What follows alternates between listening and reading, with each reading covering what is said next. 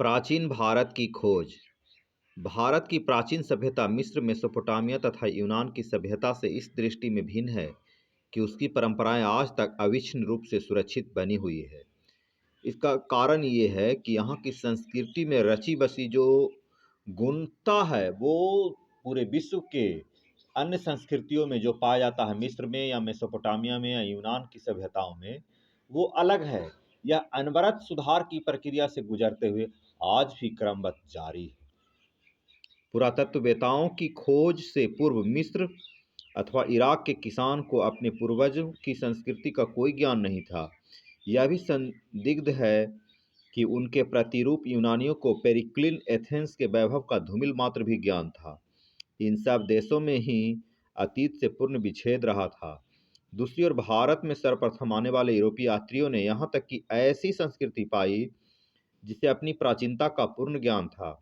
एक ऐसी संस्कृति जो वस्तुतः अपने अतीत के गौरव को बढ़ा चढ़ाकर कहती थी और यह दावा करती थी कि उसमें हजारों वर्षों से कोई सैद्धांतिक परिवर्तन नहीं हुआ है। आज भी जो पौराणिक गाथाएं सामान्य रूप से सामान्य भारतीयों को ज्ञात है, वे उन विस्मृत नायकों का स्मरण दिलाती है जो ईसा से 1 सहस्त्र वर्ष पूर्व रहे थे, और कट्टरपंथी ब्राह्मण अपने दैनिक पूजा पाठ में उन मंत्रों को दोहराता है जो उससे पहले रचे गए थे। वस्तुतः संसार में भारत तथा चीन में ही प्राचीनतम सांस्कृतिक परंपराएं आज भी विद्यमान है।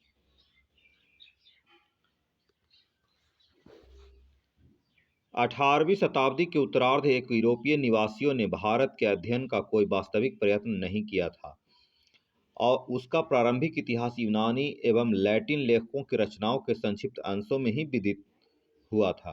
प्रायद्वीप के थोड़े से भक्तिपरायण पादरियों ने समकालीन भारतीय जीवन का सूक्ष्म ज्ञान तथा स्थानीय भाषाओं पर विद्वतापूर्ण अधिकार प्राप्त कर लिया, परंतु जिन लोगों के मध्य वे कार्य कर रहे थे उनकी संस्कृति की ऐतिहासिक पृष्ठभूमि को समझने का उन्होंने कोई वास्तविक प्रयत्न नहीं किया।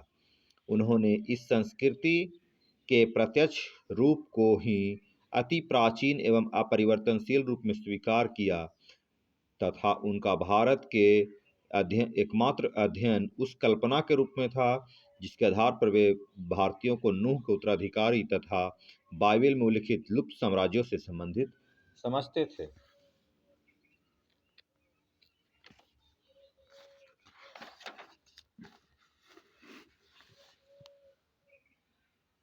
इसी बीच कुछ पादरियों भारत की प्राचीन भाषा संस्कृत का साधिकार ज्ञान प्राप्त करने में सफल हुए। उनमें से फादर हैक्सलेडन 1699 ईस्वी से 1732 ईस्वी तक मालाबार में कार्य किया। संस्कृत भाषा की प्रथम व्याकरण पुस्तक का यूरोप की एक भाषा में संकलन किया। यह रचना हस्तलिखित रूप में ही रही, परंतु उनके उत्तराधिकारी उसका उपयोग करते रहे।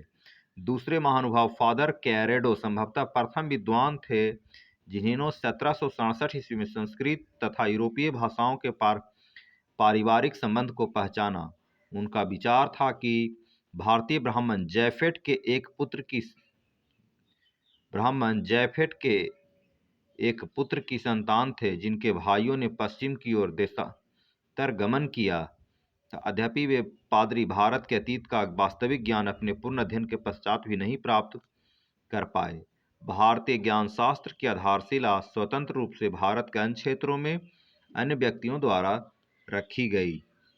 1783 ईस्वी में 18वीं सदी के योग्यतम व्यक्तियों में से एक सर विलियम जोन्स 1746 से 94 ईस्वी वारेन हेस्टिंग्स के गवर्नर जनरल काल में, जिन्होंने हिंदू तथा मुस्लिम दोनों ही संस्कृतियों से स्वयं बहुत अधिक सहानुभूति थी, कलकत्ता उच्च न्यायालय के न्यायाधीश नियुक्त होकर आए।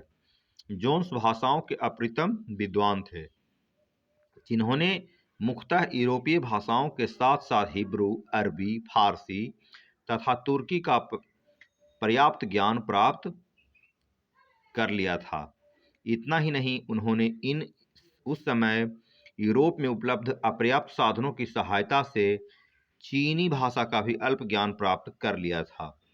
भारत में आने से पूर्व ही उन्होंने प्राचीन यूरोपीय भाषाओं तथा फारसी के संबंध स्वीकार कर लिया और 18वीं शताब्दी की इस रूढ़िगत विचारधारा को अस्वीकृत कर दिया कि ये सारी भाषाएं बेबीलोन की मीनार से गढ़ी गई हिब्रू से निकलती है।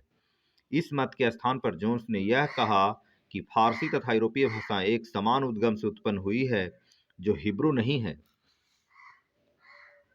अंग्रेजों के इस छोटे से दल में सम्मानीय ईस्ट इंडिया कंपनी की ओर से बंगाल का शासन करता था। चार्ल्स विल्किंस 1749 से 1836 ईस्वी में एक ऐसे व्यक्ति थे जिन्होंने संस्कृत की शिक्षा की व्यवस्था की थी। विल्किंस और बंगाली मित्र पंडितों के सहयोग से जोन्स ने संस्कृत भाषा का अध्ययन प्रारंभ किया। जोन्स की प्रेरणा से 1784 ईस्वी में प्रथम दिवस पर ही बंगाल में एशियाटिक सोसाइटी की स्थापना हुई और स्वयं जोन्स उसके सभापति हुए। इस संस्था द्वारा प्रकाशित एशियाटिक रिसर्चेज नामक पत्रिका में भारत के अतीत को प्रकाश में लाने का प्रथम वास्तविक प्रयास किया गया। विल्किंसन का भागवत गीता वह प्रथम अनुदित ग्रंथ है जिसका अनुवाद मूल संस्कृत से अंग्रेजी भाषा में नवंबर 1784 ईस्वी में पूर्ण हुआ। तत्पश्चात 1787 ईस्वी में विल्किंसन ने ही हितोपदेश का भी अनुवाद किया। 1789 ईस्वी में जोन्स ने कालिदास रचित अभिज्ञान शकुंतलम का अंग्रेजी अनुवाद किया, जिसके 20 वर्ष से कम समय में 5 अंग्रेजी संस्करण प्रकाशित हुए। इसके पश्चात 1792 ईस्वी में जोन्स ने गीत गोविंद का अंग्रेजी अनुवाद किया और उनकी मृत्यु के उपरांत 1792 ईस्वी में institutes all live Hindu law नाम से मनुस्मृति का अनुवाद प्रकाशित हुआ। एशियाटिक रिसर्चेज के क्रमिक अंकों में कुछ अन्य साधारण ग्रंथों के अनुवाद भी प्रकाशित हुए।